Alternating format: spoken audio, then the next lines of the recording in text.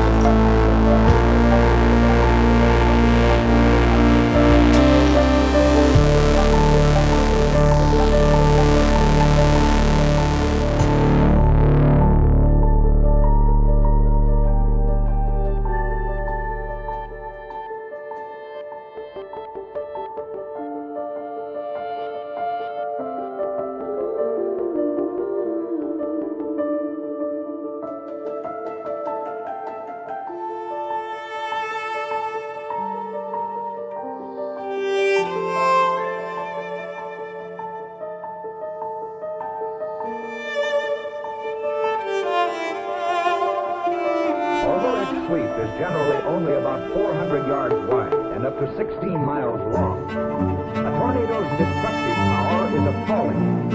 Strong buildings are reduced to rubble. Automobiles lifted and dropped through the air.